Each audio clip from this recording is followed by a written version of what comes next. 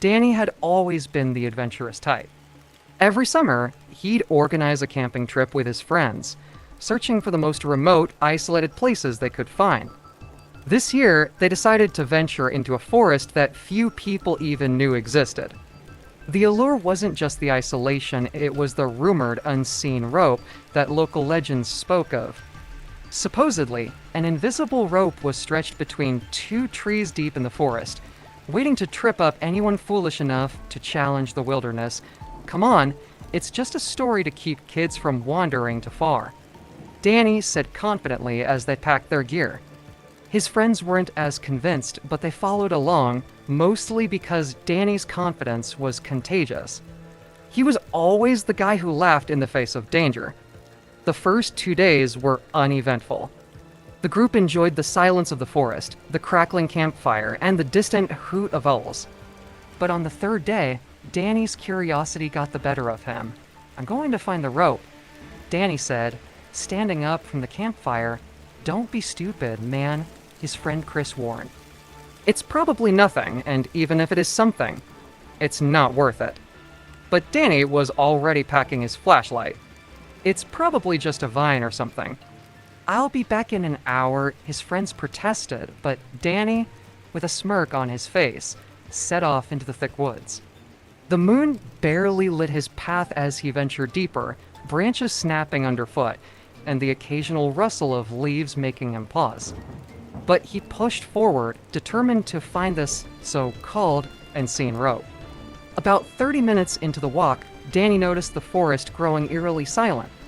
No birds, no insects. Just his own footsteps.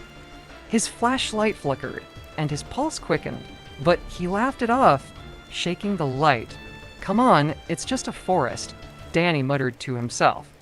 And then he saw it, or rather, didn't see it. His foot caught on something, and he tripped, crashing face first into the dirt. He scrambled to his feet, confused. There was nothing there, no vine, no branch, just open space. But he had definitely tripped on something.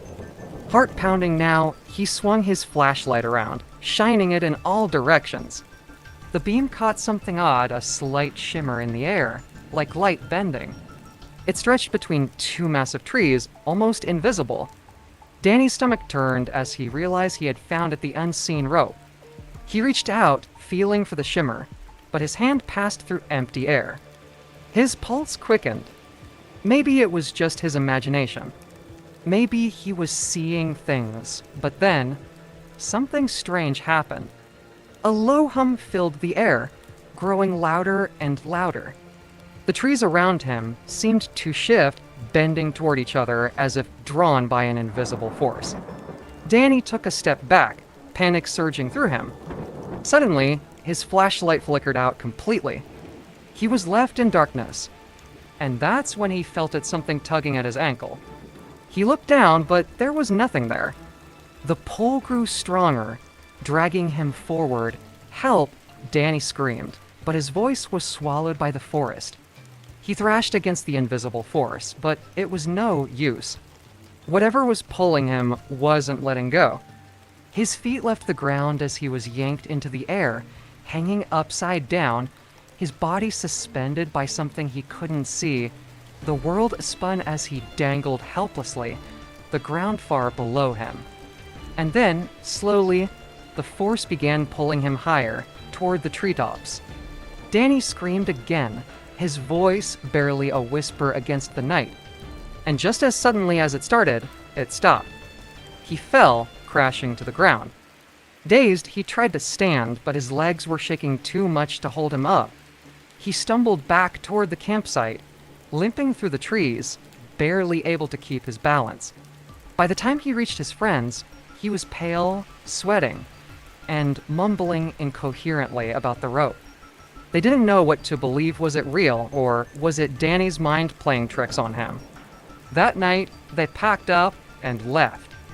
Danny didn't say another word the whole trip back, but his eyes betrayed the terror he felt. He never spoke of it again. Danny's fatal mistake was his inability to leave well enough alone. His relentless need to prove something to conquer what he thought was just a myth led him straight into the jaws of danger. His friends might never know what really happened in that forest, but Danny will never forget the terror of hanging between the trees, grasping at air for something unseen. His story stands as a reminder that some things are better left untouched. And sometimes the greatest danger comes not from what we can see, but what we cannot.